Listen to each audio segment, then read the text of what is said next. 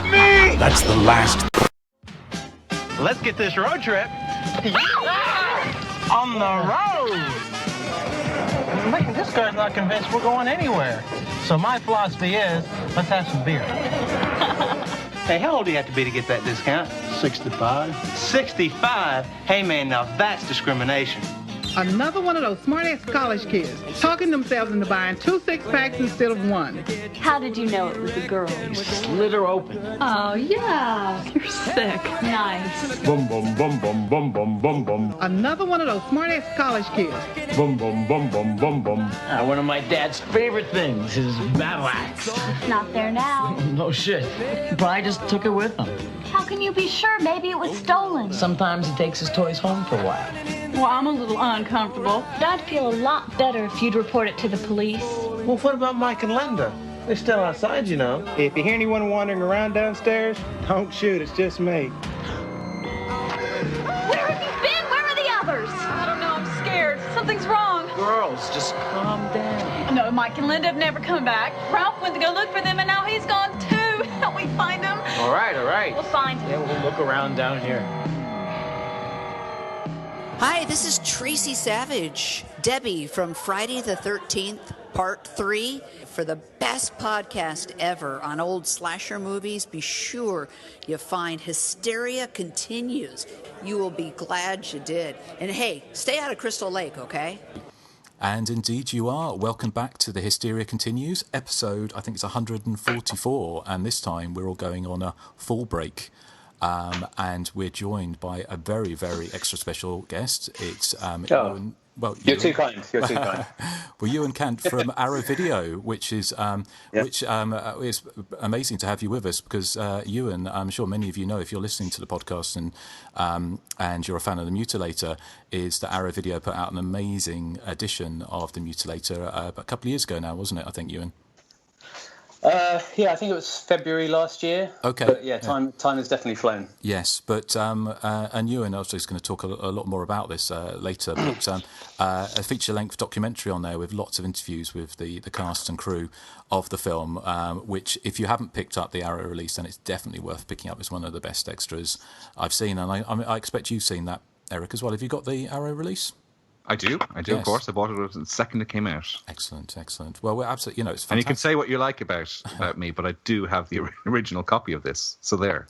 Okay, no, we believe you, Erik. We'd never doubt you. But it's great. But it's great to have you with us, Ewan. And also, thank you very much. You've been out in the States, haven't you?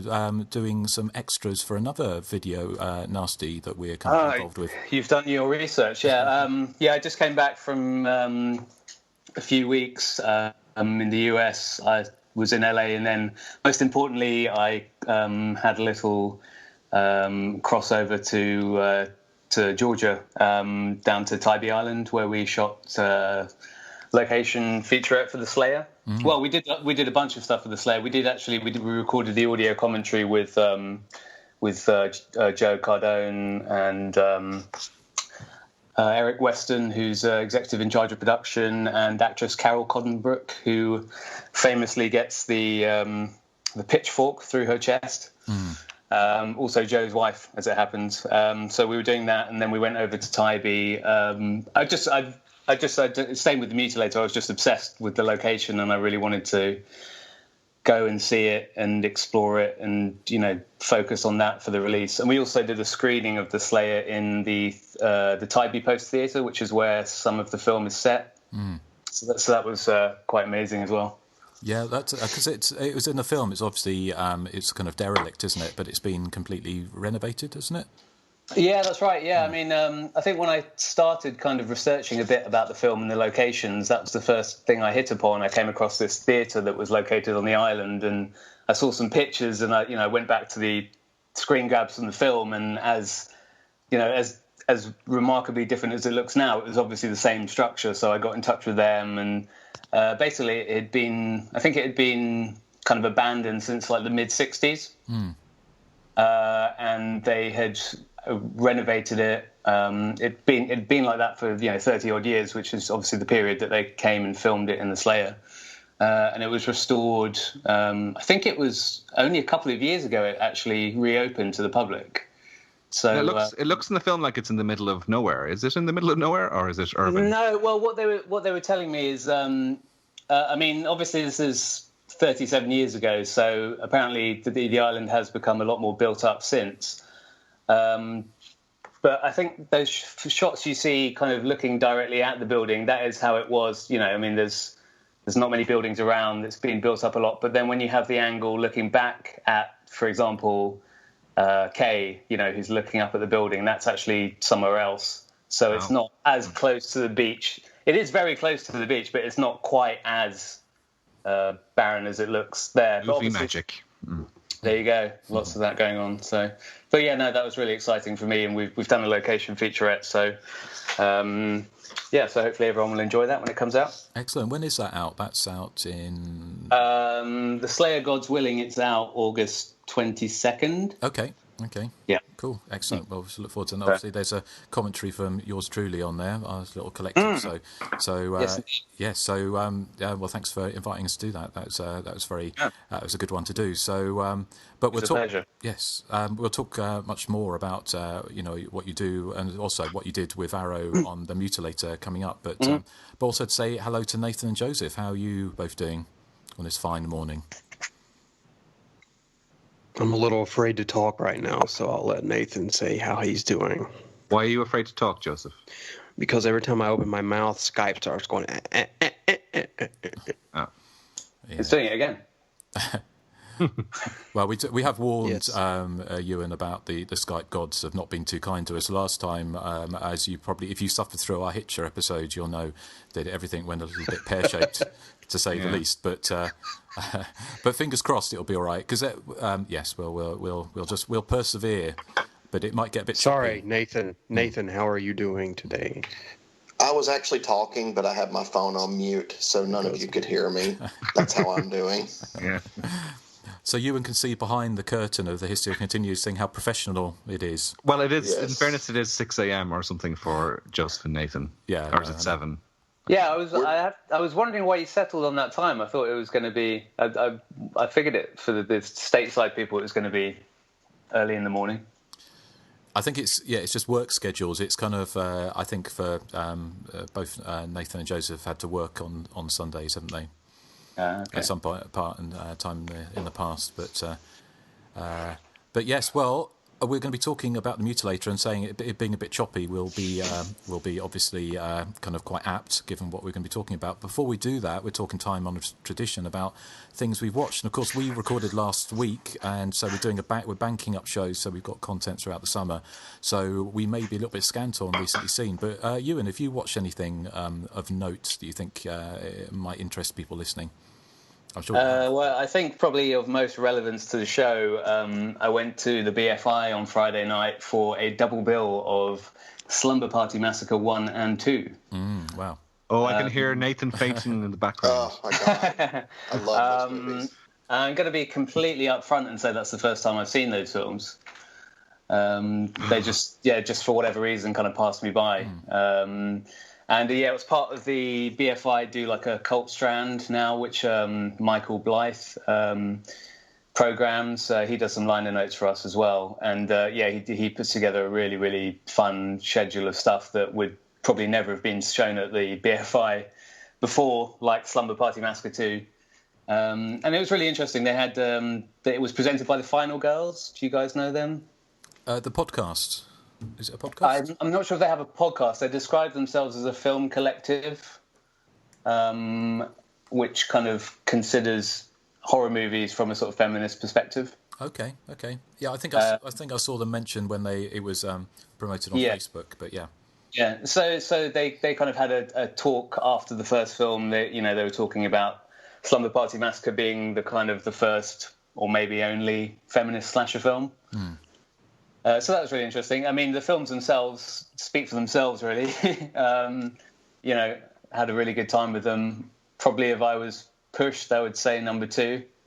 Probably had the best time with the impromptu rock and roll dance sequences. It was just a lot of fun. And, the kind of girl band stuff is really entertaining as well. I love the lip syncing. I'd like to go back to them both. Maybe the first one might kind of sneak into top place if I watch them again, but just purely for that viewing experience. But did you like Sally's Pie in the Sky song? Yeah. Was that number 2? Yeah, it was in number 2 when she's sitting on the sofa and she's singing it. It's before that big zit on her face explodes in the bathroom. Oh, yeah, vaguely. It's all kind of melded into one crazy fever dream. But yeah, I do recall something about pies and skies. Yeah. Well, it's kind of it's a rarity, but for a film to go so completely in such a different direction and different tone and everything as well. Although the first one was quite spoofy, but the second one just takes it to a completely different level. Or the third one is actually quite serious in tone, isn't it? Yes, very actually. Yeah, so it's kind of they're all over the place tonally, but it's a good time. And I imagine it was. Did the audience lap it up? Yeah, it was great. It was actually the first film was actually sold out. It's just which was really good. And yeah, everyone was kind of laughing along in like the appropriate moments. Sometimes I've been to see slasher films, kind of quote unquote retro screenings in other cinemas where the kind of laughing along is perhaps less kind of with the movie and more at the movie. This felt a lot more kind of with the movie, which was good. So it was kind of the right amount of kind of laughing and just enjoying the movie, I would say. Excellent. Oh, that sounds great. I mean, it's probably a bit of a one in a lifetime experience, isn't it? But I remember seeing... I didn't even know that was happening. Did you, Justin? Yeah, I thought we mentioned it to... Oh, did we? Nathan. Okay. Yeah. Yeah, I mean, I know you guys aren't London-based, but keep an eye on BFI Cult on their website. They're showing really, really good stuff every month. I think they've got The Lift is coming up quite soon. The Dick Mars film. There's something else, but it escapes me at the moment. But I've seen some really great stuff as part of that strand. And Michael Blythe is actually the person who was responsible for programming Nightmare Maker as part of the Flare Festival, which was pretty incredible to see at the BFI. Yeah. I saw Friday the 13th Part 3 in 3D at the BFI many years ago. But that was an experience. So brilliant, excellent. Well, thank you, Ewan. Is there anything else you've seen? I saw a couple of weeks ago. I saw 47 Meters Down, the shark movie. Oh, okay. That's. I think Joseph talked about that. That's not been released yet, has it? But I think in our Hysteria episode, you mentioned you'd seen that. No, Joseph had seen another one with a similar title about girls in a swimming pool, wasn't it? Oh, that's a different one, is it? Okay, so that okay, sorry. So just for full disclosure, because I wasn't sure if it's out here or not, I didn't baby Jesus it, just to go on record. I was waiting for Justin to accuse you. Yeah, I was waiting. Why said that?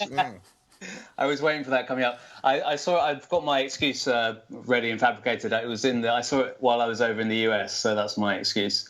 Okay. I just found myself with an evening to spare, and I just kind of fancied going to the cinema. And I'm a big sharksploitation fan, so I couldn't really resist it. Excellent. Is it any good? I mean, I'm not particularly tough crowd when it comes to shark movies, I must say. So for me, I enjoyed it. I mean, I guess my only kind of gripe is that I wish, as much as I really, really loved The Shallows, I wish that they kind of didn't rely so heavily on CGI for the shark. I wish they would just throw in kind of a kind of prosthetic here and there just to mix things up a bit. So I'm definitely not like a fan of all the kind of sci-fi Sharknado stuff. That's kind of, I like my sharksploitation to be ridiculous, but still, kind of on the right side of believability, I guess. Okay. If that's possible to say. Yeah. So there wasn't a kind of a hero seagull in this one then. No hero seagulls. No. It was, for the most part, it was, as it says on the tin, 47 meters down. I mean, it was enjoyable. If you kind of know what you're going in for going to that kind of film. So if that's your kind of flick, if you like The Shallows, if you like Cage Dive. I don't know if any of you guys have seen Cage Dive, which is now being sold as Open Water 3 in the US, I think. Okay. No. Oh, that's some serious typing somebody's doing. Taking notes. Nathan. No, I'm muted again. Okay. Oh, it's Joseph. He said he's going to switch to his iPad. He'll be right back. Okay. We usually hear typing when it's Joseph cheating in quizzes. But, yeah, I know. Yeah. Are you? I've never cheated. Cheaty Cheaterson. So we've lost Joseph for the moment. We'll persevere. And of course, this will all be left in the podcast because we don't do any post-production work on the podcast. I've got to sit down after this podcast and edit the Hitcher episode, which is going to be an absolute nightmare because that was just full of Skype dropouts and interruptions and stuff. But you persevere like true professionals we are. So, but thank you, Ewan. Erik, how about you? What have you been watching? Okay, well, because it's only a week since we recorded, I've been watching basically The Mutilator and our Patreon pick, which we're recording later today. But I also watched a film I got from Arrow a good few months back, but I never got around to watching it. It's Burnt Offerings, which is the Oliver Reed, Karen Black, Bette Davis movie.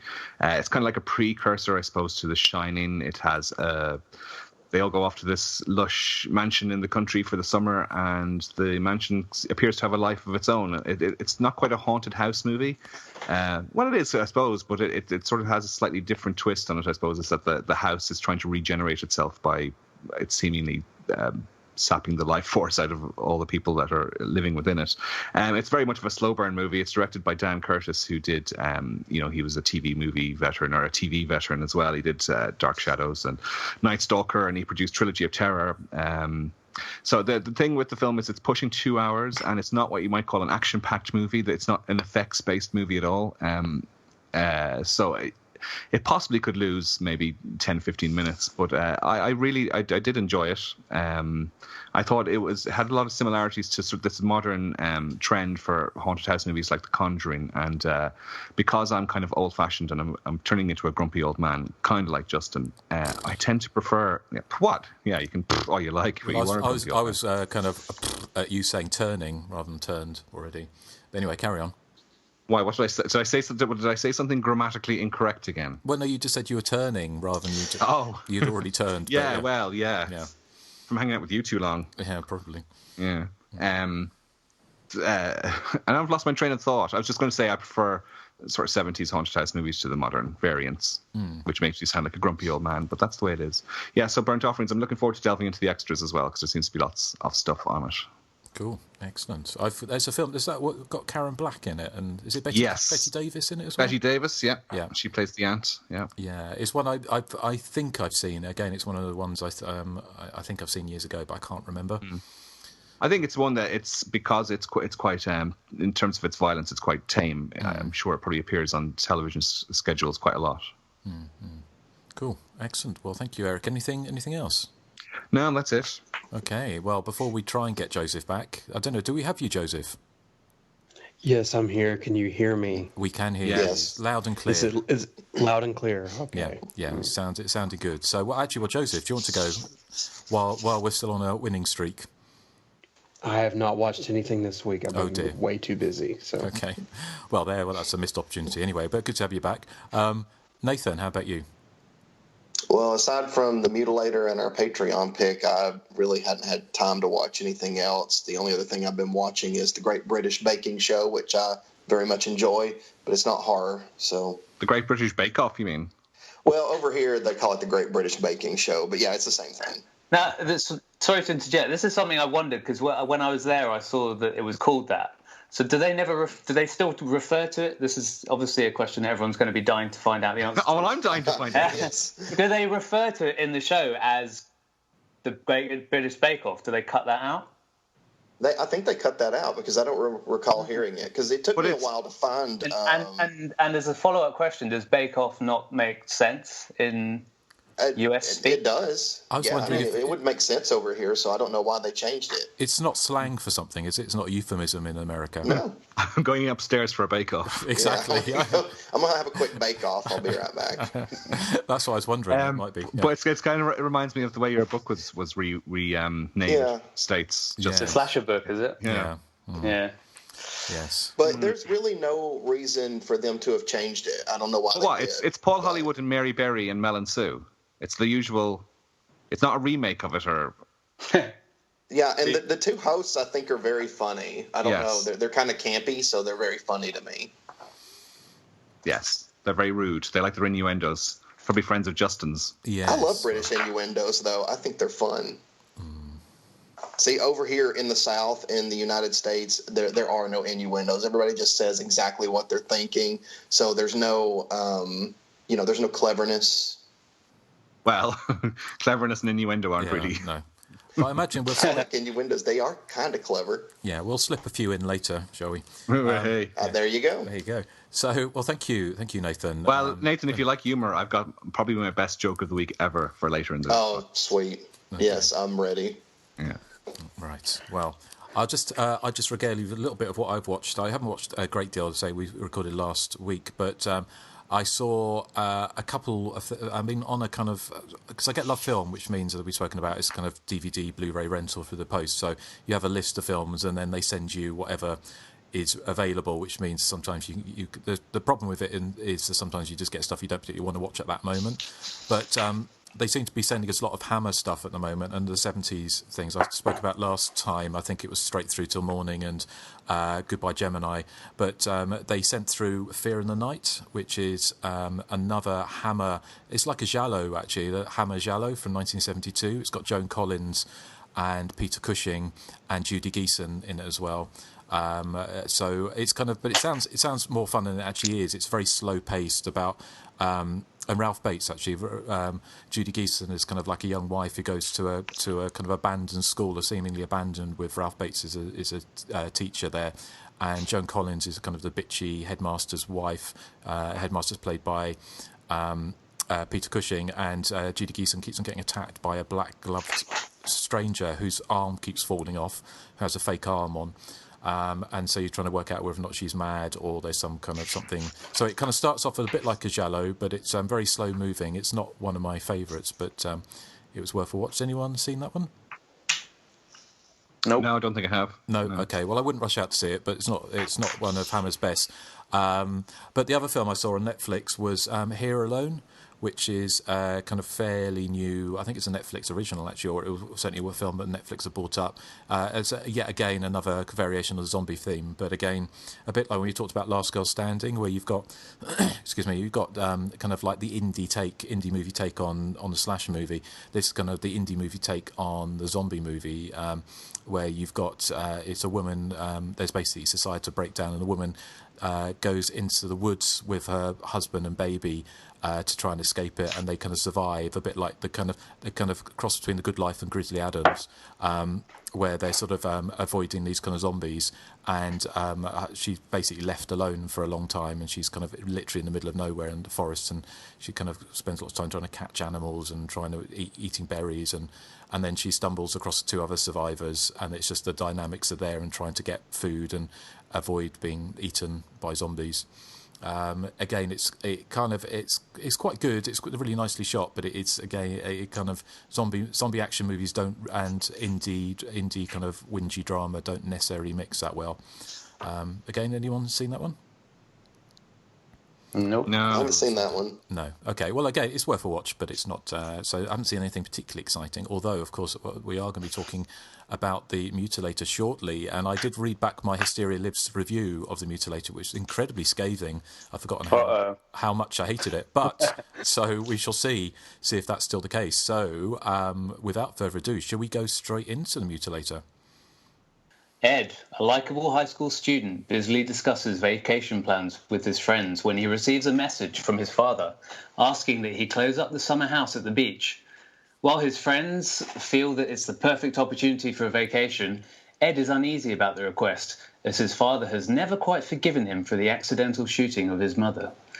When the group arrives at the summer house, they discover Ed's father's collection of bizarre weapons. To add to their anxieties, there is the ever-present feeling that they're being watched. Suddenly, Ed's house guests begin to meet bizarre deaths, each one more grisly than the next. But the Mutilator is saving the best for last. The best for Ed.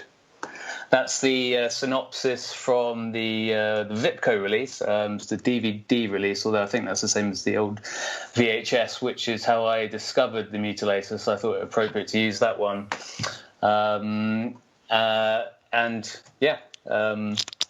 Pass on to someone else. Okay, well, we'll come back to you sort of a little bit more about, obviously, you've got a lot to say about what you what you went and did over in the States. But let's give some thoughts. I mean, is it just, do you want? I can follow that up if you want to cut that bit out and just. I wasn't entirely sure if you wanted me to just rattle off or what. Yeah, if you want to rattle off, that'd be perfect. Yeah, so that's as you know, I'll just lead in from that then. Okay, great. So that's the synopsis from the Vipco release on the DVD sleeve I'm looking at, but I think it's the same as the VHS. The VHS, for those of you who don't know, Vipco is was a kind of legendary UK film distributor who kind of cut their teeth with distributing many of the films that ended up being persecuted under the Video Nasties debacle of the 80s. So that's how I discovered the Mutilator on the shelves of Virgin Megastore in Oxford Street when they used to have the horror section down in the basement, and that was the synopsis I read. It always used to really amuse me that the sleeve for the VHS, I don't know if any of you guys have seen it, the old VHS, it has the image of the Mutilator, and then it has kind of over the kind of laid onto the figure is the face from the Bogeyman VHS, which is really odd. Okay. Anyone seen that? I don't remember if I have seen that, actually. I remember I got the... I have that VHS, but I don't have it here in front of me to... It's got the outline of the Mutilator, and then they've kind of superimposed in a kind of classic Vipco kind of way the face from the Bogeyman of the priest with the blood down his face. It's very strange. Anyway, so that's how I discovered it. I didn't... I was probably about 13 or 14 when I used to patrol the horror aisle of Virgin Megastore, and I think I had limited pocket money, so I had to pick certain films. So I didn't actually get round to seeing that till some years later when I picked up the German Dragon DVD, which is how I imagine a lot of people have probably seen it before. Yeah, that's how I saw it. Yeah, and it just it just really worked for me still. Even though I didn't see it at maybe a more formative time. The kills are sufficiently nasty. I love the kind of the synthy kind of score. The location is interesting. I mean, it's a bit different. That always kind of attracted me to the film as well. And it's just off kilter in the best kind of way. It's got this. You can tell it's a film, and we'll go into this. You can tell it's a film that's kind of got heart in it, which seems strange to say of a slasher film that has a woman having a hook rammed up her Lulu. Lady, yeah, I was going to say lady parts, but it is, and you can kind of see it in the kind of the quirky, endearing theme song, which we all know and love, and just some of the stylistic choices in the film. I think all the kids are for the most part very likable. I love how you go from this really grotesque finale with obviously we're getting into spoilers here, with the killer being dispatched in a gruesome manner, and then we go into these outtakes of kind of everyone goofing around on the set, which is just a very bizarre tonal choice, but one that I think makes it stand out. And what can I say? When I first finally got around to seeing it, it just ticked all the slasher boxes for me, and it had this, this other kind of quirky charm going on that really endeared it to me. I really want to know what, because I've read your review, Justin, and as you say, scathing indeed. So I'm interested to hear how that's changed, but I think let's kind of keep suspense up for a minute and find out what Erik thinks about it. Yeah, well, as we know, Justin has no taste because he doesn't like Toya. So what he thinks shouldn't be used as barometer for anything, really. Isn't that right, Justin? Well, shall we? We might as well get it out of the way, hadn't we? The burning question, Ewan, is Susie or Toya? Oh God. It's a no-brainer, sure. Do I have to take either? It's very diplomatic. I'll go with Toya. Oh. Aha! Well, in your face, Justin. It was very half-hearted, though, wasn't it? So it was. Well, you could tell that in my voice, could you? Yes, but it's a Pyrrhic victory, Erik. Well, why can't you just accept defeat, Justin? I think I'm going with that. have I got this wrong? Wasn't Toya in a Doctor Who episode? I think she was, yeah.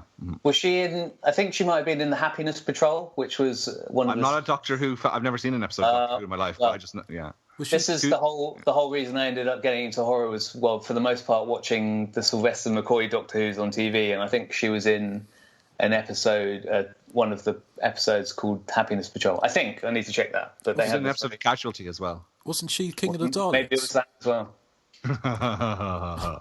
Well done, Justin. That was brilliant. Thank you. Well, I just thought. Well, I remember you've never seen Davros and Toya in the same room, have you?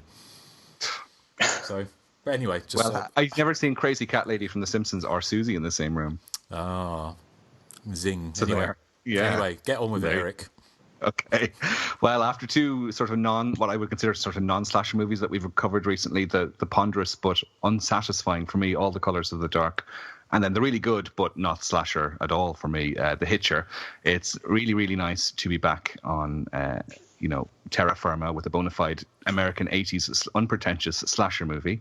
The film has the spirit of Friday the 13th and My Bloody Valentine and The Burning, and it's oozing out of its pores, and it's a huge amount of fun. Now, it's a film that I kind of see where you were coming from with your review, Justin, because I didn't really like the film. Like you, and my introduction was on the Vipco VHS that came out in the early 90s.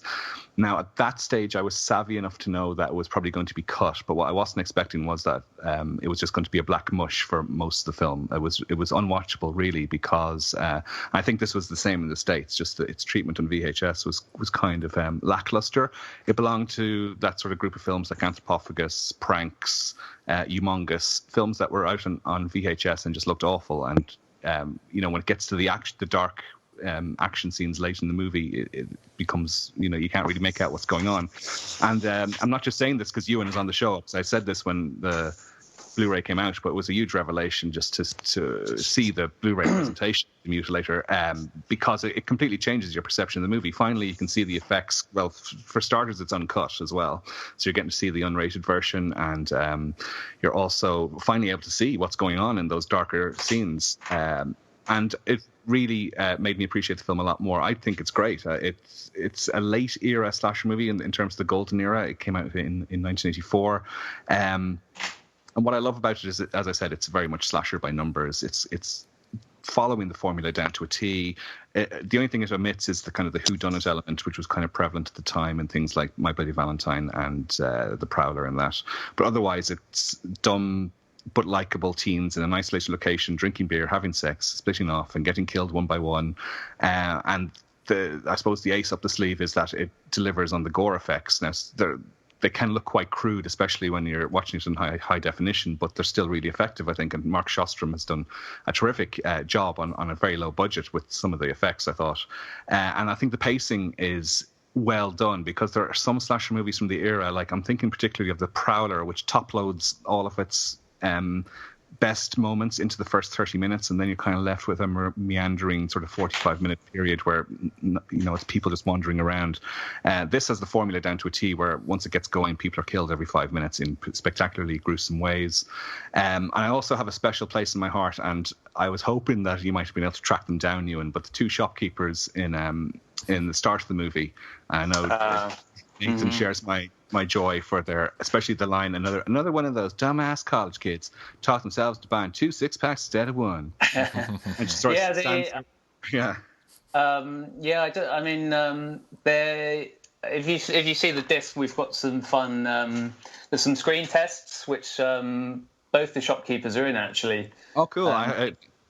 Yeah, there's about 10, 12 minutes. I did have more, but I just kind of cut it down to the highlights. But there are some screen tests with those two shopkeepers, and it's just them kind of having a joke around and stuff. It's really funny. I mean, all the screen tests are really funny, actually. But yeah, so there's more on there of them if you want to check it out. But yes, that was the one extra I didn't get a chance to watch this week. I watched all the other ones. Well, now you know. Yeah. I'll watch that afterwards. I love the foreshadowing scenes as well, where they go into minute detail about what everything is in the house early in the film. Like, these are pyramid sinkers, which I'd never heard of before, something to do with fishing. And if you throw them at a wall, they get wedged in it. Oh, this is where the battle axe is supposed to be, but it's missing. Where could it be? And then, look at this motorboat. Do you think it's the one? Of course, there's the famous scene where the killer keeps a photo in his living room of some guy he ran over with his motorboat. It's like, what? I think of everything, that's got to be the red flag, hasn't it? I mean, yeah, surely. If that doesn't kind of put you off staying there, I don't know what does. Just little bit of trivia. I mean, I will be kind of throwing in stuff that you can find on the disc, but that picture is actually of the director. I don't know if any of you guys know that. Buddy Cooper. Yeah, the dead guy in the picture. Yeah, but anyway, as I was saying, it's just nice to be covering a 100% bona fide slasher again, because it seems like it's been a while since we've done a sort of early 80s golden era movie, and I think this fits nicely in them. And as I said, Arrow's Blu-ray is the best way to watch it. Don't go seeking out the old VHS. I don't care if you're into the retro thing of watching things on VHS, because The Mutilator was unwatchable in that format. So big thumbs up for me, and I'm interested to hear again, because I've read Justin's review. It was very short as well, Justin, which makes me think it was one of your very early entries onto the website. Yes, so we're talking maybe close to 20 years since you've written it. So well, let's keep everyone's suspense a little bit longer. Okay, Joseph, what do you think of The Mutilator? I like The Mutilator. I have a few problems with it. I think tonally it's all over the place. Like, these characters are so likable and it's so lighthearted when they're kind of goofing around in the house, and then it breaks into these really just kind of almost mean-spirited murder scenes. I mean, I love the gore effects, don't get me wrong, but I mean, the part, obviously this is a spoiler, but the point where he drags the girl to the garage and sticks the whaling hook up her hoo-ha, it's just so mean-spirited. It's like, okay, I mean, I don't have a weak stomach or a weak constitution for this kind of thing, but it's like it's almost going too far in contrast with how, bubbly and lighthearted the rest of it is when the characters are just kind of, lingering around. So it kind of threw me off a little bit. But having said that, I still like the movie. I think it's a lot of fun. There's not really any kind of, lulls, as it were. I mean, it's always kind of breezy and just kind of, I guess you'd call it fun. I mean, I wish if it's not going to be a whodunit, I almost wish the killer would have wore that mask they find. I thought that would have been that would have added a little to its kind of goofy charm, because the guy looked sort of like a low rent Lawrence Dane, and so I couldn't really take him seriously as a murderer. That mask looks ceramic, though. It would be terribly impractical to wear. Yeah, but anyway, but I like the movie. I think the tone is a little kind of sketchy here and there, but overall, it's a lot of fun. I love the fact that this guy, he's obviously crazy, and he's got a pretty good motive. I mean, accidental matricide is a pretty good motive, but at the same time, he seemed unbalanced to begin with. When he comes home, he just doesn't even really say anything when his wife's dead on the floor. It's just the way he just reacts to it. It's like you could tell he's already kind of unbalanced. So it's just one of those, he's already crazy anyway. But I kind of wish they would have put a little more emphasis on the whole accidentally shooting your mother thing. And I think Ed is so well adjusted. It's kind of scary. For a guy who accidentally killed his mom and knows that his father's a little loopy, he's just so well adjusted. It's kind of hard to take him seriously as a kind of a victim of all this. But I mean, it's just a few little minor gripes aside. I really do like The Mutilator. I love the theme song. I mean, once I hear it, it gets stuck in my head, and I can't, I have to go listen to music just to get it out of my head. That's how much I love it. But I mean, I'd give it a thumbs up. So yeah, thumbs up from me. Myself and Joseph were just saying before we started the recording that it was a missed opportunity, because I just realized there's an instrumental version of the Fall Break theme song on the Blu-ray and DVD, and it would have been a perfect opportunity for Twisted Hysteria to come out of retirement. There's still time. Still time. In fact, I was doing my vocal training just before I came on in anticipation that we were going to be doing that. But you've changed, Erik. What? You've changed, Erik. It used to be about the music. Well, my head's been turned by the industry. Yeah. Well, who knows? That may end up on the end of the show. But Nathan, how about you? I imagine this is a film that you're quite partial to. Yeah, I mean, it's a 10 out of 10. Well, of course. Obviously. Yeah, it's just obvious that it's that good. I mean, I love gory murders. I love likable characters. I did kind of feel bad for the characters because Big Ed, Ed Sr. there, he's full of rage. So he really wants them to suffer. So he picks like the most painful ways to take them out. He's not, taking them out in, easy ways, like very quick deaths. No, he's like, I'm going to turn this damn boat mower on. I'm going to hack you up and, just watch your face while you're dying. So, yeah, he's a little crazy killer. I thought it was kind of crazy that he comes home at the beginning and sees his wife dead on the floor and just immediately thinks his son did it and starts, smacking him and stuff. I'm like, it could have been an intruder. Exactly. And if I was the son, I would have said, oh, some guy came in here and did that. It wasn't me. He totally did. Yeah, it wasn't me. But, Ed was just a little kid at the time, so I guess I shouldn't blame him too much on that. Plus, it was an accident. But and his parents should not keep loaded shotguns in the living room. Oh, yeah. Well, they were in a gun case, right? Because wasn't Ed, cleaning them for him? Yeah. But that cake looked so good before she got shot. Oh, God, I want a slice of that cake. So the mom actually was a great cake decorator, just as an aside. I thought the cake was looked like it was decorated by a bakery. So, that was great work. This is scintillating. This is Nathan's desperate to talk about Great British Bake Off again, isn't he? That's something. Oh yeah, you got Great British Bake Off on the train. Yeah. But I really felt awful for the was it Connie Rogers' character, I believe, the one with the hook. Oh my goodness, that's such a horrible way to go out. It's terrible. And it's funny because the death scenes are actually played, very seriously. But I mean, at the end, how could you take it too seriously when, and spoiler alert, the killer is basically cut in half and then gets up just enough to chop off a leg at the end on the cop that was standing there. It was he's, that happened in real life. His adrenaline kept him alive. I've seen that happen in real life, Nathan. It's not far-fetched. Oh, you've seen it. So you've actually seen it in person. A cousin of mine saw that happen, yeah. Oh, okay. Now it's becoming a friend of a friend of a friend saw it. Yeah. Okay. I thought it was interesting, too, that I felt like the movie was going to be this, when I first watched it years ago, I felt like it was going to build up to this really big showdown between father and son. But for the most part, it's his girlfriend that does all the fighting. Mm. She is the one that, burns him with the cigarette lighter and hits him in the head with that thing. Erik mentioned what it was. I've already forgotten what that Pyramid thing is called. sinkers. Pyramid sinker, yeah. And she stabs him. I mean, so I like I've always been partial to final girls, especially if they survive. That's not what I heard. And I like to see, for one, I like to see survivors, but I like to see the ones that really fight back in the movies too, which 80s slashers did that a lot. It's probably another reason I love them so much.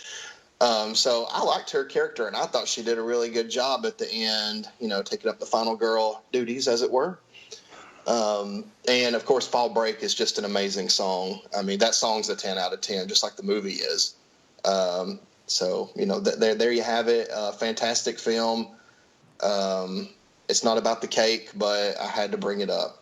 So there you go. And Nathan, can I ask, and Joseph, what was its VHS presentation like in the US? I seem to recall it being very muddy and dark. So when I first watched this, I think it was in the early 90s, I rented it on one of those 5 for 5 deals that I always talk about on commentaries and stuff. I did not like it because I couldn't see anything. But I have the Blu-ray that Arrow put out, and it is a revelation to watch that, and it's full color and it cleaned up, and it just looks really great. I agree with Joseph. I guess you two just sound so much alike. I got you mixed up. And indeed we do. Yes. But yeah, the original Mutilator on Vestron video was really dark. But the only thing I disagree with Joseph about is even with it that dark, I still, love the movie. It's always been a 10 out of 10 for me. Right. Well, thank you, Nathan. Well, everything is a 10 out of 10 for you. Not Silent Rage. Yeah, I was about to say, except that Chuck Norris one that I couldn't remember. Yeah, he gave that a 9 out of 10. Yeah. A 9 out of 10 is when he doesn't like it. So. Well, coming back to when I read my review, I realised quite how scathing I was, and I think you're right, Erik. It's probably one of the early reviews, which going back to 1998, so literally a couple of years after Scream came out. But hand on heart, I'm not a huge fan of the Mutilator. I like it a lot better than I used to. And I think back when I was reviewing those films, I was measuring everything up against kind of the classics of, the Friday the 13th Part 2s and My Bloody Valentine and House on Sorority Row, films like that, which had I appreciate the Mutilator a lot more now because of what it's trying to do, rather than measuring it against those classics. I mean, Buddy Cooper's obviously a lovely man, and I know he's got some talent as a filmmaker, but it's not. It's not. It hasn't got the suspense for me. There's some suspenseful scenes in it, but it works better as a kind of a cheesy slasher movie. When nothing wrong with that at all. And I think as the years go on, then its charm grows.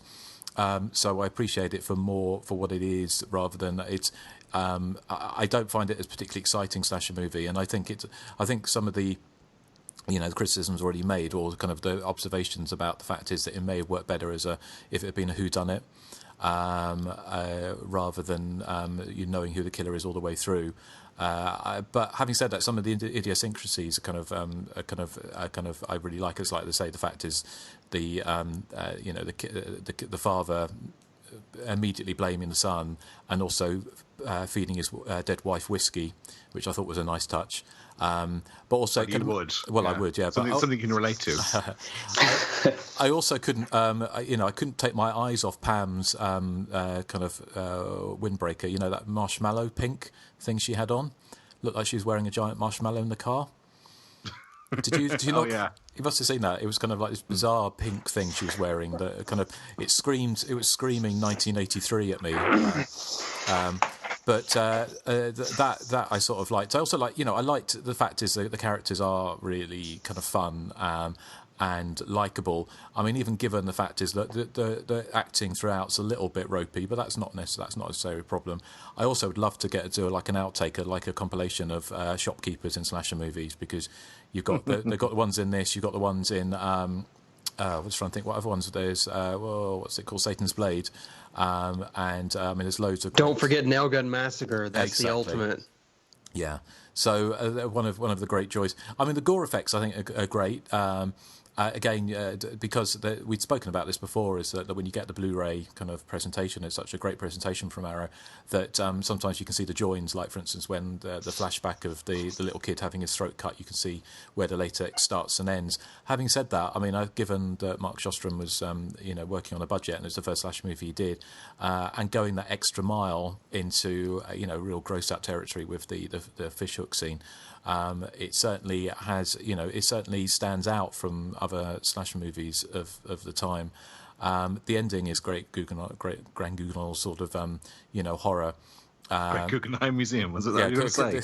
The Guggenheim Museum, yes. The only thing I thought it kind of missed actually was the last scene with the Pam and the main Ed in the hospital.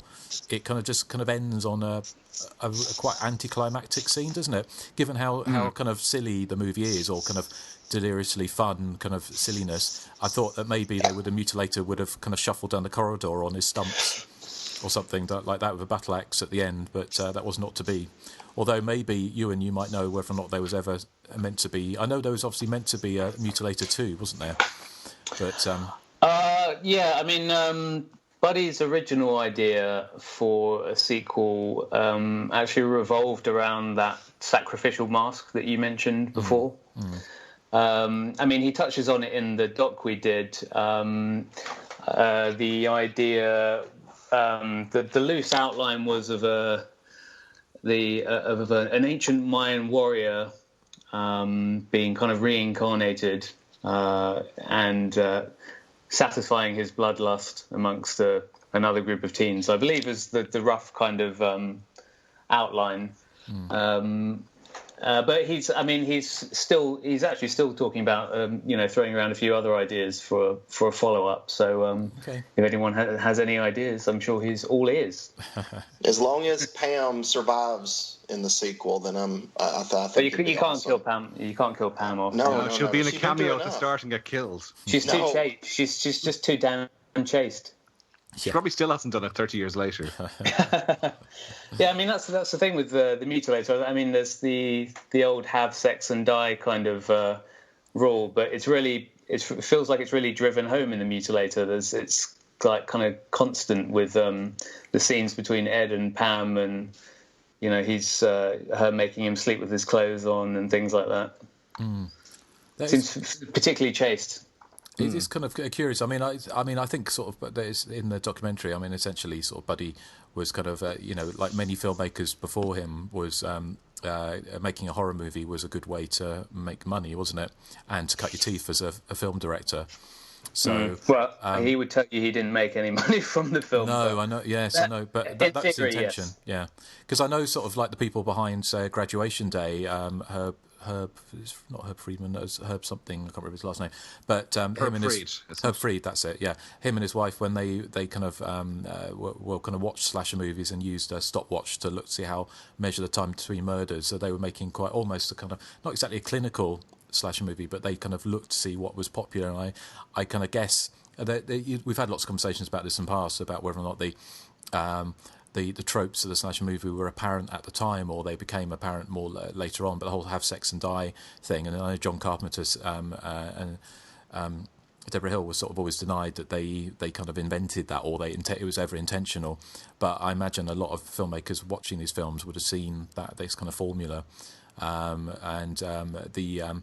the Mutilator is very formulaic, and that's not a bad thing, obviously, because we're talking about slasher movies, and actually formulaic when it comes to slasher movies sometimes is better than being too kind of out there and going off in different directions. So, but yeah, no, it's kind of interesting to sort of have that kind of virginal character who again turns out to be the final girl ultimately, kind of linking on from following on from your Laurie Strodes of the world. But. So, I mean, I can guess that we're kind of getting into background and stuff. I mean, I wanted to ask you, Ewan, sort of, when you went over to the States, because one of the things that came out of the documentary was that this was kind of still kind of very much celebrated locally as a kind of a film. There seemed to be a lot of excitement. I mean, presumably a lot of the people, when you interviewed them, were they all still kind of local to that area? Well, so when we kind of started putting together, the extras for the Mutilator, and I was planning on going over, Buddy essentially, I mean, I think it's stated in the doc, he, his, to fill everyone else in, when he made the film, his father owned and ran the motel, the Oceanana Motel in Atlantic Beach. And so when he came to make this film, they were able to film the whole film there on the beach out the front and put all the cast and crew up at the motel. And Buddy now owns and runs the motel. So when I was planning to go there, he kind of arranged for, the people that he was in touch with to kind of all, come down to the motel so we could film them all in the same place. I think for the most part, I'm trying to think, Matt Mittler, who plays Ed, is in New York, so he had to come from New York. Pam, Ruth Martinez is her married name. She's in North Carolina. She's in Greensboro, I think, which is maybe 3 hours. I think it's like a 3-hour drive, something like that. Who else? Ed, who is assistant editor and also assisted with makeup. He features quite heavily in our doc. He actually, I think he spends his time between Atlantic Beach and New York, and he actually works at the motel as well. So he was obviously there. Who else have we got? Obviously, we interview like Buddy's wife, who plays, the mum in the opening sequence, and his son, who plays the kid in the opening sequence. They're all still local. Can I ask, did you try and track down Maury Lampley? Because he... No, well, I pretty much took Buddy's lead on who he could kind of bring together. I mean, while you want to kind of get absolutely everyone you can, and we got, a hell of a lot of people for the doc, it's, sometimes it just doesn't kind of quite come together, as I'm sure you guys find trying to locate people, when you interview them for the podcast. No, I was just curious because Justin was touching on sort of the acting in some scenes being a bit iffy, and he would be the one who would stand out as being the chief iffiest. offender. I don't want to be mean, but he would be. And I was just curious to know if he was approached and if he declined because he's a bit more... No, I don't. No, I can't remember if Buddy was... I don't think Buddy was in touch with him at all. I kind of took his lead. He sort of got as many people involved as he could. So I don't think he tried to get in touch with him, from what I remember. I'm just trying to think.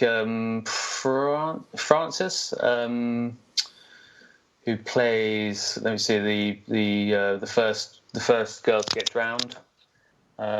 We did have some tentative discussions with her, but that didn't work out for various reasons. So that's the only person I'm aware of that we tried to get, and it didn't work out. I was just curious about the because one of the guy who plays the cop, Ben Moore, was in 2000 Maniacs, which was what was kind of Herschel Gordon Lewis, was that kind of a direct inspiration for Buddy? And I just wondered if that, because obviously the gore, the gore effects and the kind of blood, almost like blood, a blood feast, kind of the whole beach kind of murder stuff, and whether or not he cast Ben Moore in it because it was a nod to Gordon Lewis, or was that just accidental? I don't think it was as much a nod, but I think Ben Moore was quite local.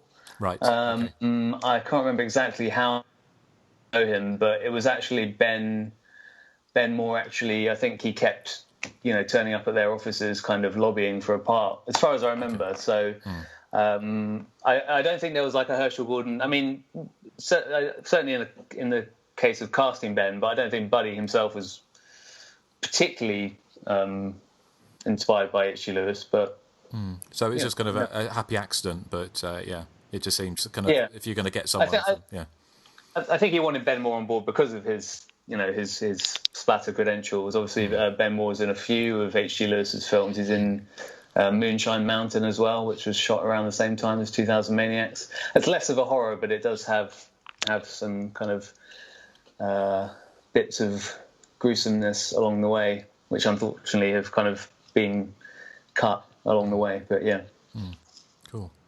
Does anyone else want to chime in with some background? I know obviously you've got a lot. Do you want to? I mean, I'll throw him actually just it's not really background as such, but it's kind of coming back to I think Joseph was talking about the intro, the introduction to the film, and how how Big Ed already seems kind of disturbed from the start. I always found that really strange. I always thought tonally that was a really weird intro, which obviously I've grown to very much appreciate. But I always found it really odd how he obviously he's obviously not quite right from the get-go. He comes back and he's the first his reaction to finding his dead wife is to prop her up and try and feed her some whiskey. And it also is just odd how he doesn't really kind of say anything as well, in that opening scene. If it was a normal person coming back and finding their dead spouse, you think they would be a bit more vocal about it. And I was watching the German DVD, which has the English language track, but just accidentally when I was watching that scene, I accidentally flipped over to the German track. And I thought this was quite interesting that they actually dub over when he sort of runs and finds his wife on the floor and goes to, see that she's dead. They sort of dub over with him saying, mein Gott. Which I thought that was subtly kind of interesting, because whoever was doubling it obviously thought he needs to have some kind of a vocal emotional response to this. I just thought that was quite interesting.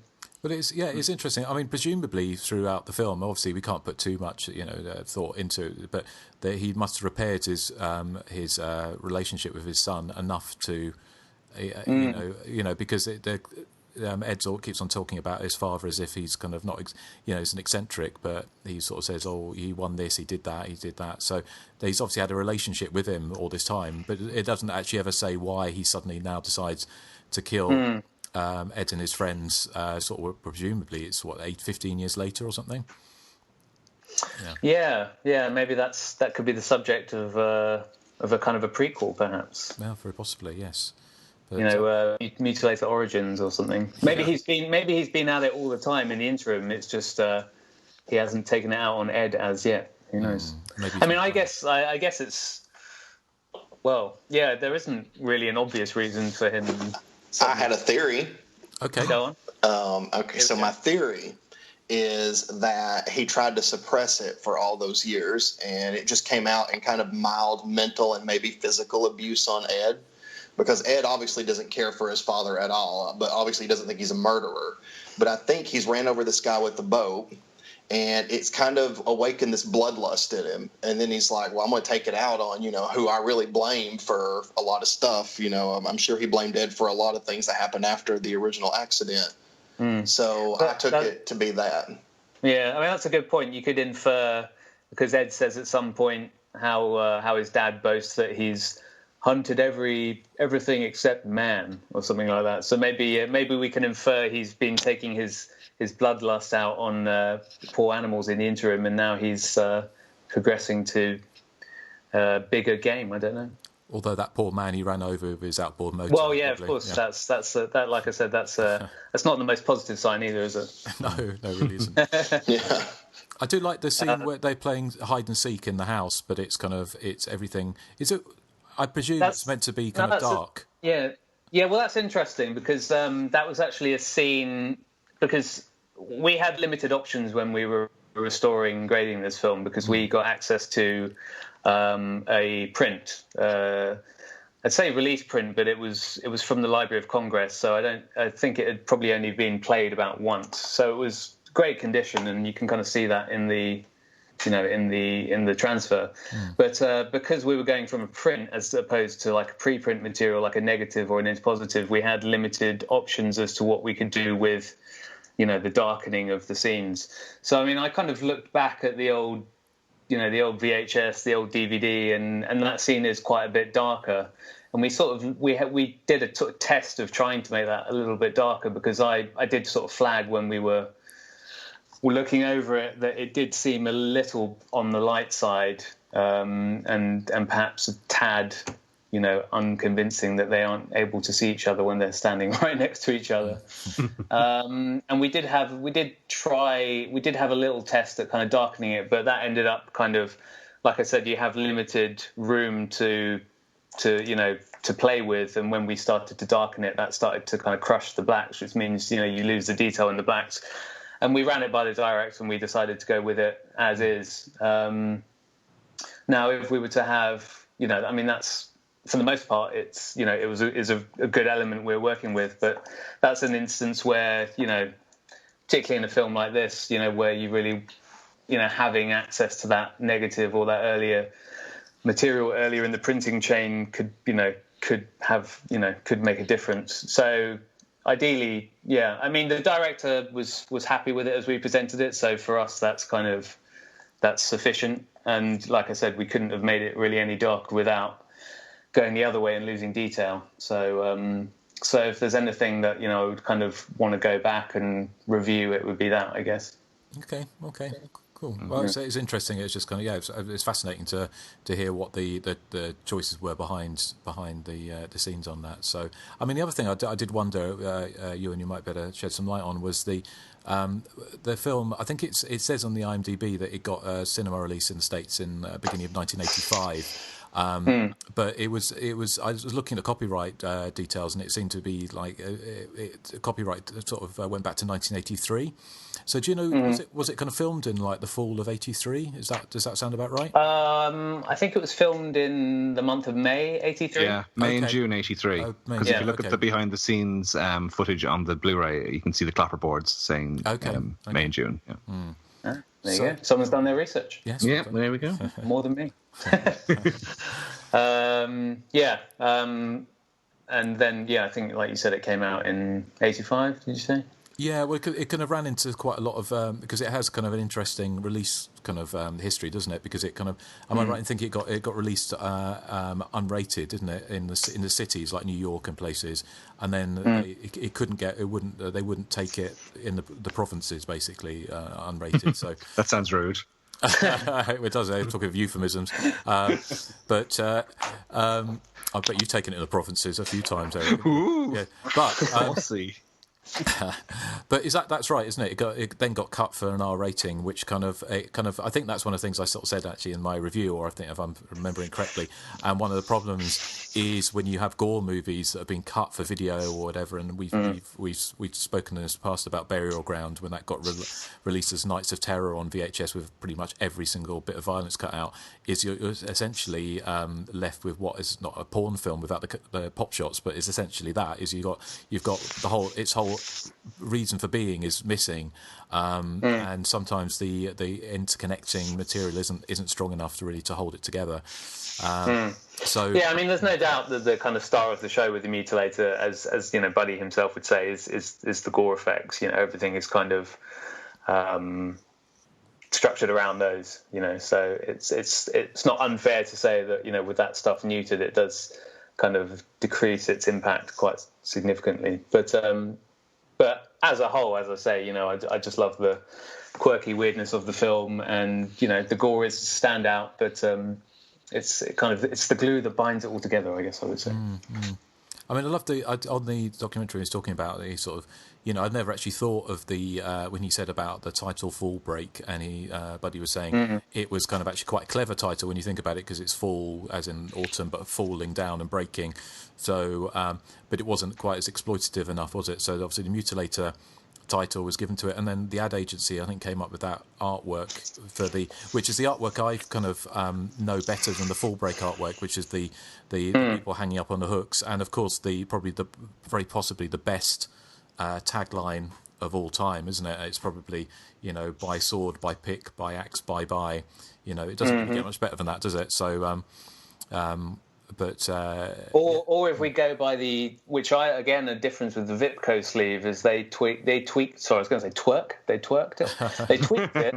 No, twerking's for later. Yeah. They tweaked it to by pick, by axe, by chainsaw, by, as opposed to, was it by pick, by sword, by axe? Yes. So they felt the need to sex it up with a chainsaw there. I thought that was interesting.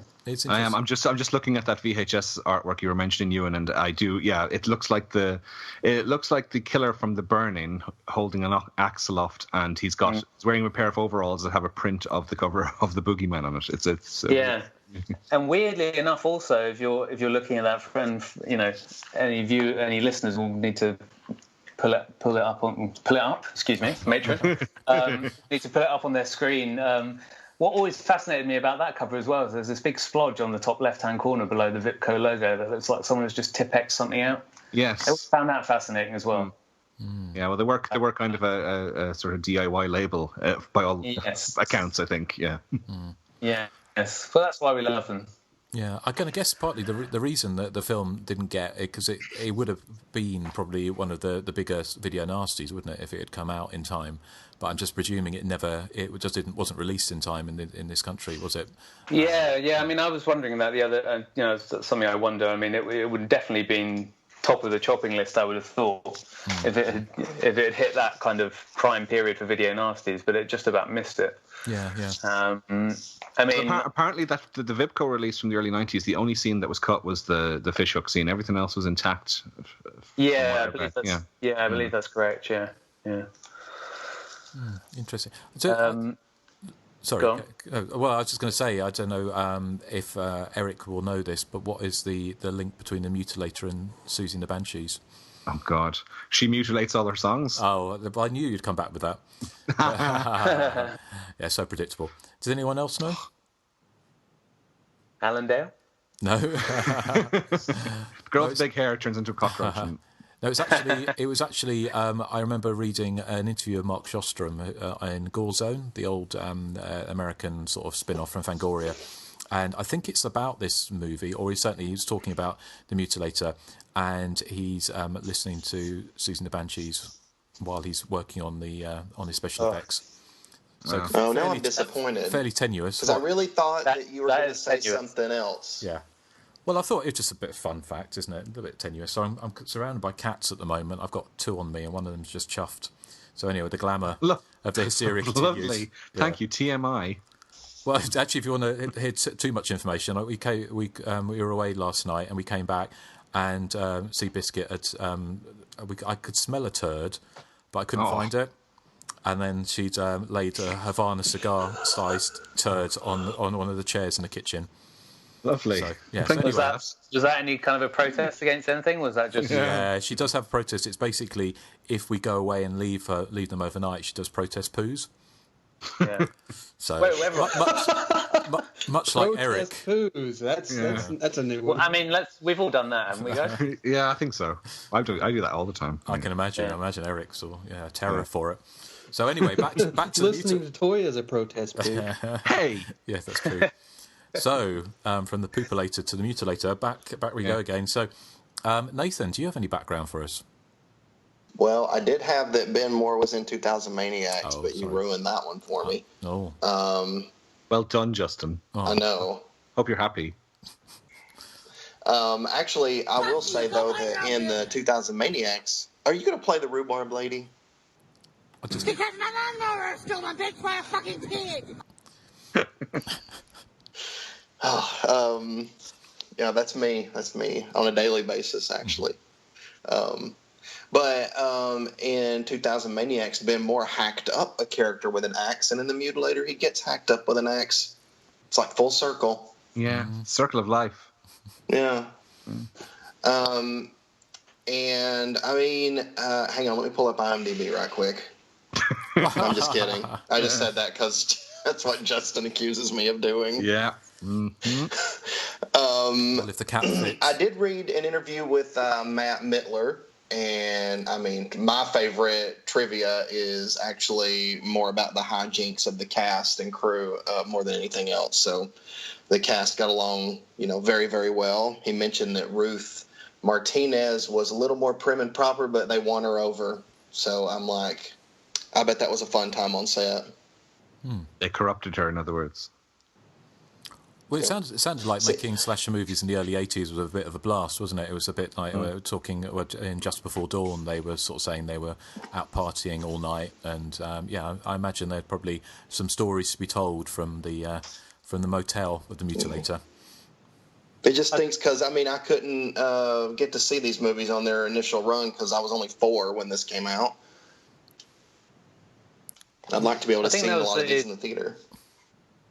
I think that was particularly the case, like with this film, and I think that's why we ended up kind of making a kind of a feature-length doc as opposed to just a kind of a short thing. Was that it was just as we kind of were talking to people, the kind of story behind it really kind of started to show itself, and the fact that they were all there living in the motel, and it was all this big kind of family atmosphere.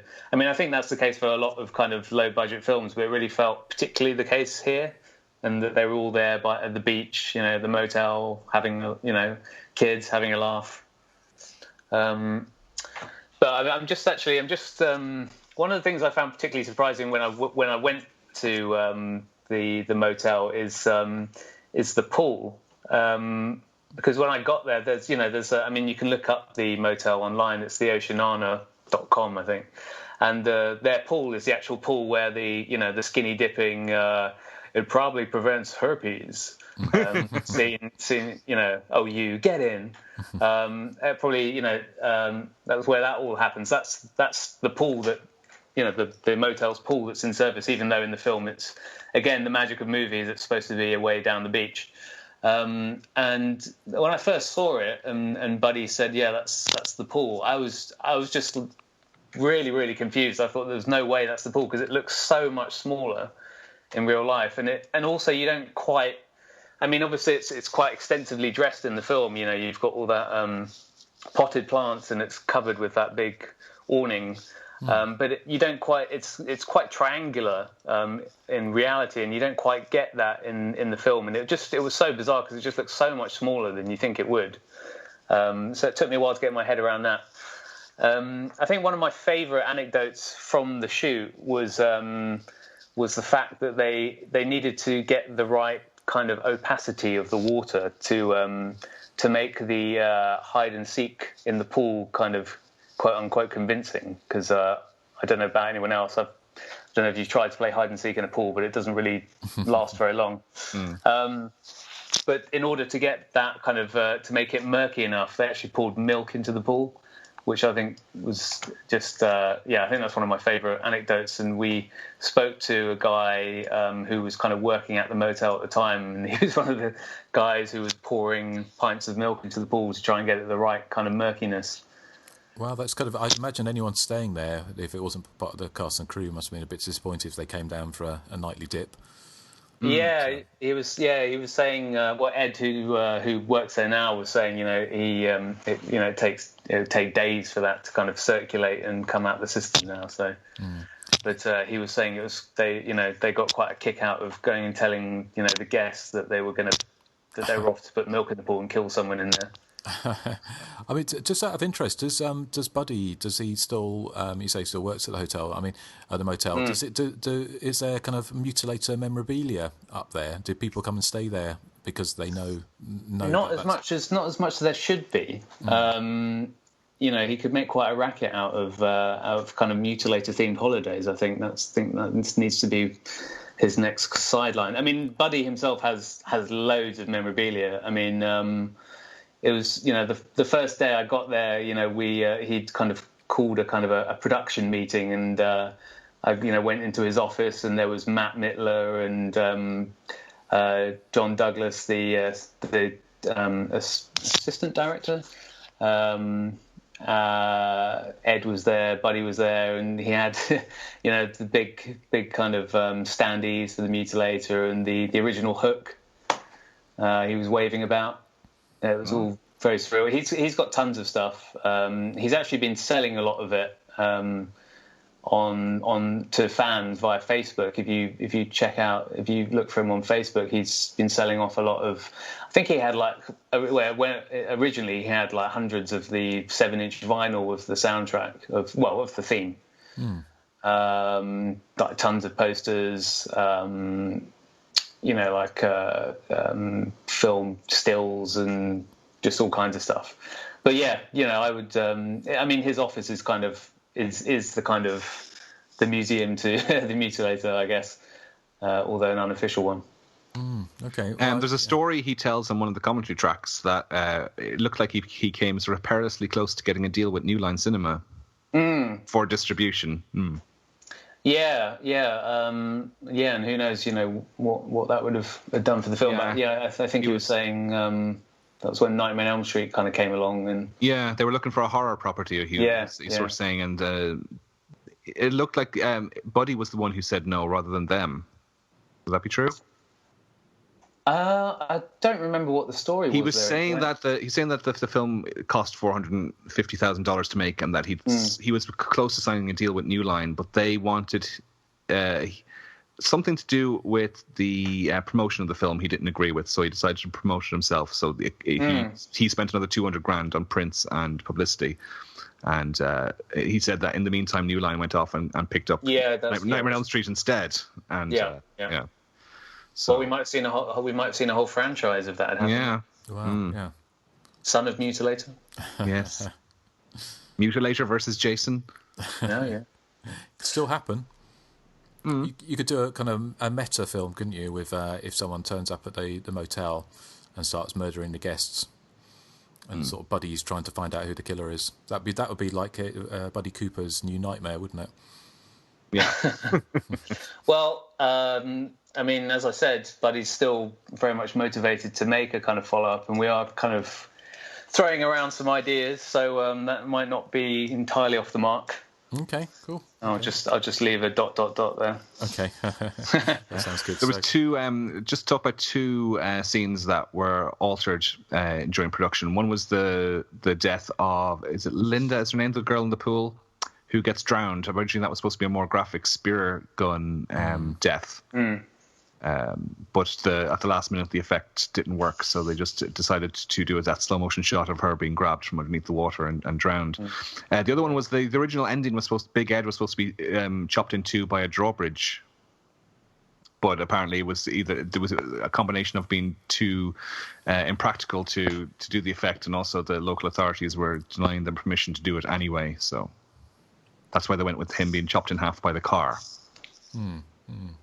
Yeah, that's right. Yeah, I think Buddy said, they went, like you said, weren't able to get permission. It was a type of not drawbridge, but it's kind of turning bridge, I think. So he was supposed to get kind of crushed as it kind of turned.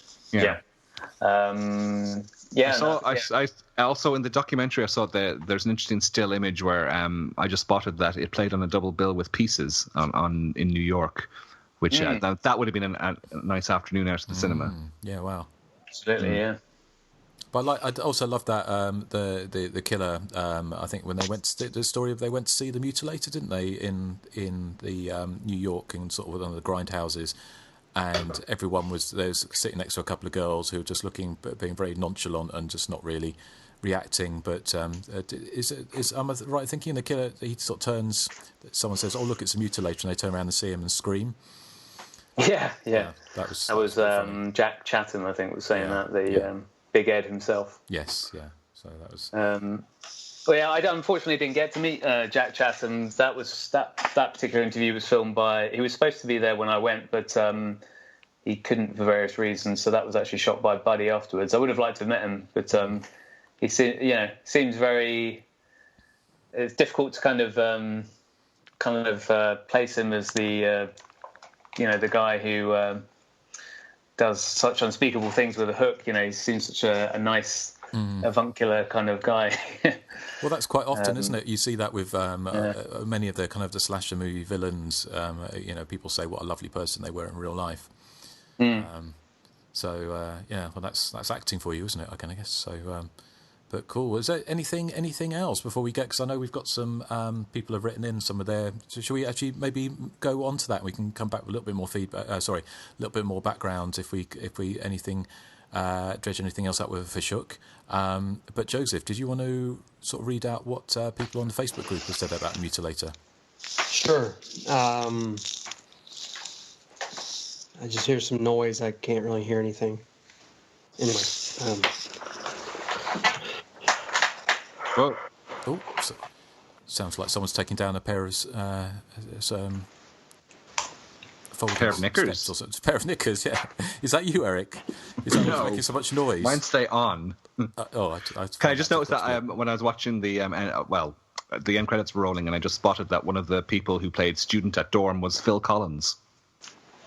Oh, really? Yeah, he must have been at a loose end that day. Taking a break from recording his latest drab, overproduced 80s album.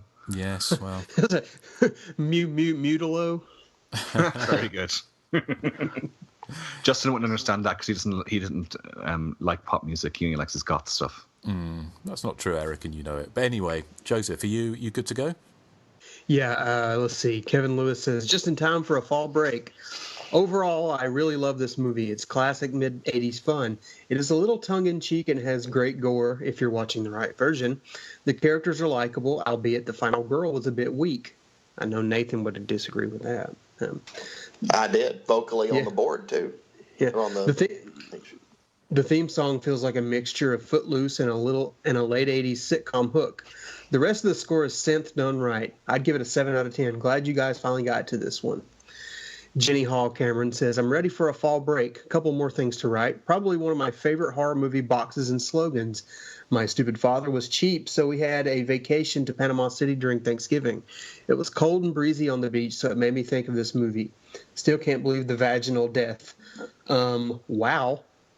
Yeah, let's see. Andrew Rooney says, don't you hate it when you're trying to shine your father's rifle as a lovely surprise and you accidentally shoot your mother? Shining your father's rifle is not a euphemism, Eric. Please, Eric, sing the tune, deep voice. We're going on a falsetto. Fall break. Wahoo, fish hook to the hoo-ha. I love the titles of these no-frills, low-budget 80s horror flicks. Mutilator, Blood Rage, etc. It gets you in the mood. The artwork is spot on and the kills are suitably gory. Surprisingly good special effects, too, for a very low-budget film. I get confused between this and Nail Gun Massacre, but I do believe this is the one with the outstanding store scene. The zany kids are on the way to their sexing and a drugging weekend, and the movie grinds to a halt for some insanely poor acting. I recall this film being very dark and grainy, which just adds to the 1985 VHS-ness. Mean-spirited and grimy, but I love it. Let's see. Wes Ray says, hey guys, I'm not sure if you covered this in the episode or not as you're currently taping it, but one thing I've always wondered about The Mutilator, the VHS cover artwork and the original US one-sheet artwork are almost exactly the same. So why didn't they just use the original poster art for the VHS cover? The one-sheet art is a bit more rough around the edges and the VHS art comes across more polished. So maybe that's the reason.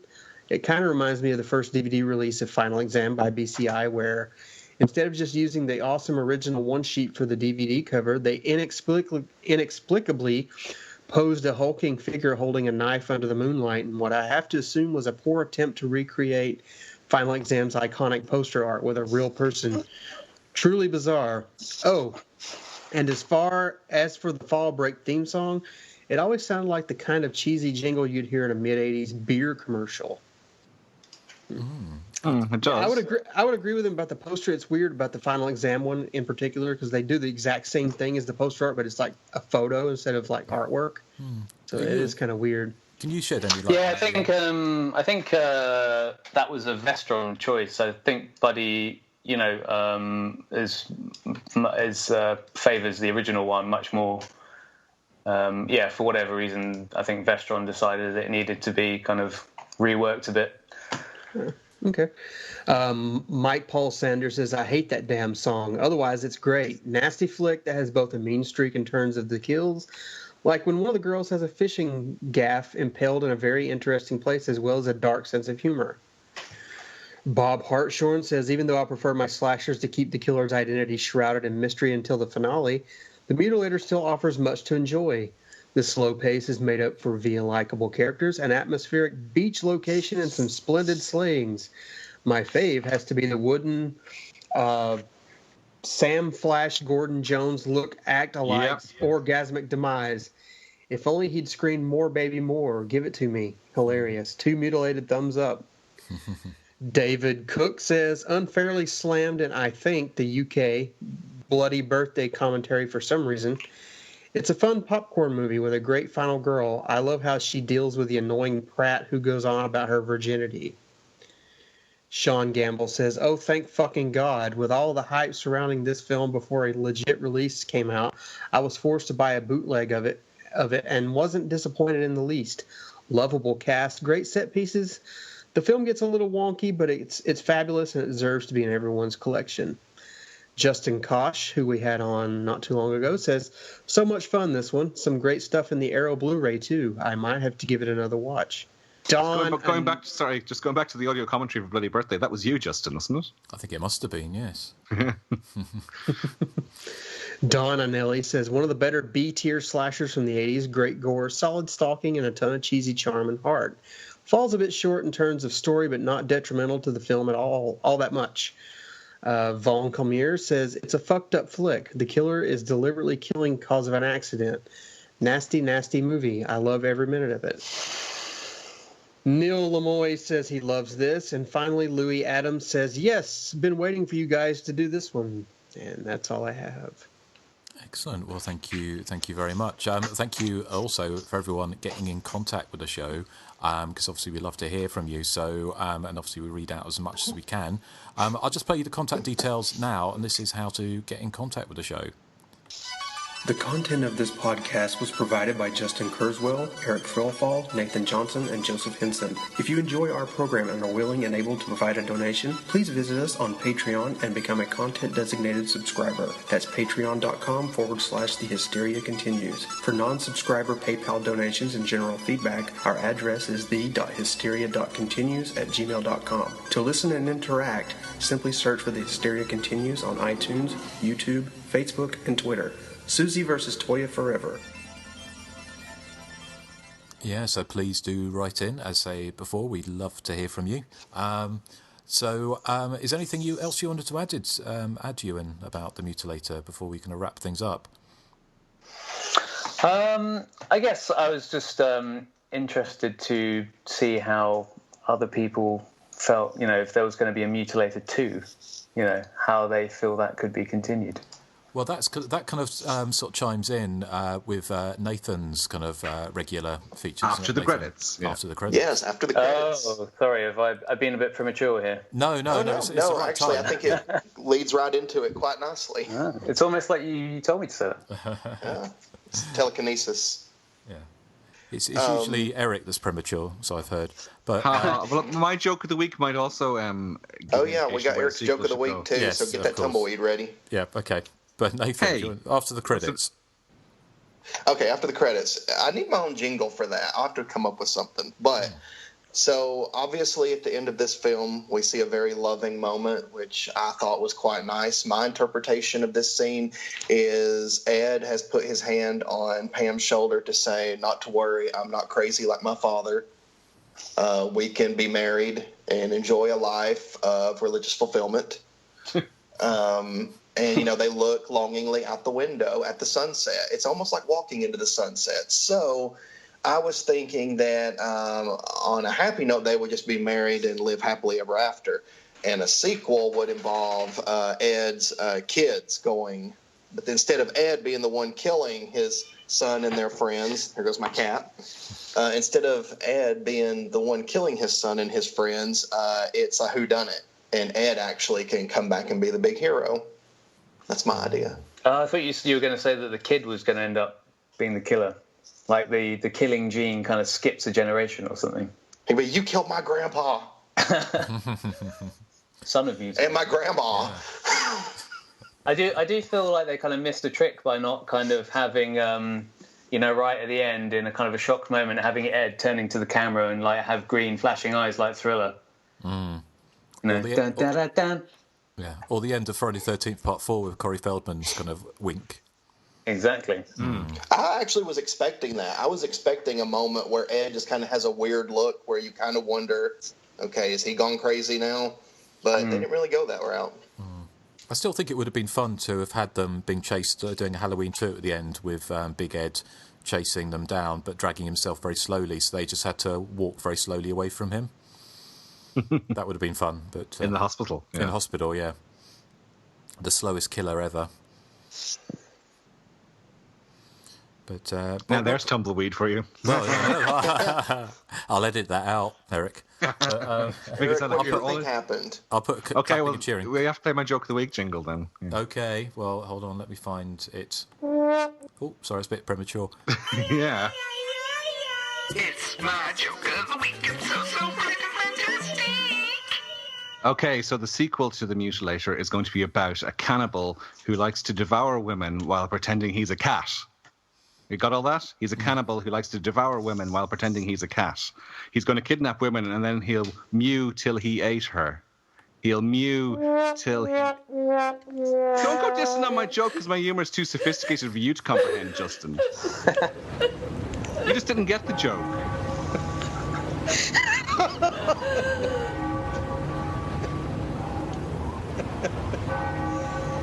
I'll explain the joke to you after, Justin. See, I loved it, Erik. Erik, I thought it was hilarious.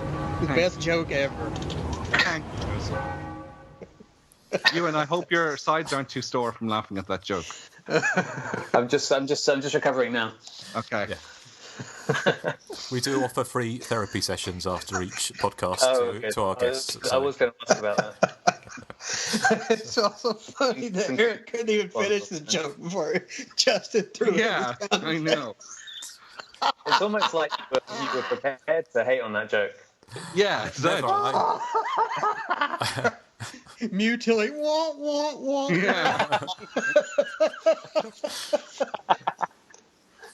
Justin already knew in advance. I thought you'd finished a joke. Had you finished it? See, Justin, this is another example of you interrupting. Yeah. Was it? I can see why he's turned into Rhubarb Lady. You bring out the worst in people, Justin. Oh dear. Well, again, glimpsing behind the dirty curtain of the Hysteria continues. So, yes, was there anything else we want to talk about? Joseph, what about your game? Well, we're recording out of whack. We haven't released the last one, so I'm going to hold off until the next episode. So no game this episode. Okay, yes, because we're going to be, as I mentioned at the opening, as it were, of the show, I think we're going to be releasing these throughout the summer, so we are recording a little bit in advance. So if we've kind of missed out reading your comments on films that we're covering, it's not intentional, it's just because we're time travelling a little bit, But yeah, that's been a fun one, and thank you, Ewan, for coming on. It's been an absolute pleasure to have you with us, and also somebody who's kind of been to the sets and all that. It's been a real treat. So I know you listened to the show, so I hope you've enjoyed being part of it. Well, I have. It was tempting to switch off at points and think that I was still listening to it. So I hope I chimed in at the appropriate points. Oh, you absolutely. Did. But thank you very much for having me. It's been a pleasure. Fantastic. Well, we all switch off when Erik talks anyway, so I do. You know how bullied I am on this podcast. I bet she's going to play out with some stupid Susie song as well. No, I've kind of well, actually, "Party's Full" is it might be appropriate. No, but I think I'm going to play out with "Don't Fall in Love" by Toya. That's got "fall" in the title as well. Well, who knows? Might be a mega mix. But Joseph, what do we have? We've got. We have the theme song, Fall Break. Of course, absolutely. So, well, you sounded surprised. Well, unusual choice. Yeah. Nathan was like, really? I was thinking what we were going to play out with. I was like, oh, well, of course. Why would we not play out with Fall Break? It's an amazing song, first of all. It's probably better than anything in Susie and Toya's catalog. How dare you? Oh, Nathan. I actually really like the song, though. I really do. I think it's a fun song. It is a fun song, so we're going to play out with that. But Ewan, thank you ever so much for coming on the show. Thank you for having me. And well, hopefully you'll be back on again soon. So here, say goodbye to the good people as we play out with Fall Break. Bye. By sword, by pick, by axe, bye-bye. Mutilator. When the leaves of summer turn red and gold and the football games bring a hint of the cold, time to get away. Oh, Justin. Oh, Justin. The car with escaping Take the black veil off, Justin, and maybe we'll hear your voice clearer. Why can't Justin be more like Nathan? Empty cottage sitting on. He looks very friendly in that picture. Yeah, but believe me, he's not. He's evil. Evil incarnate. Yeah. We're going on now. A ball break, walking hand in hand in the moon. Was that you, Erik? We'll be the sweet soul air. I swear we'll never part. I'm back. We're going Oh, I thought you were the one making weird noises.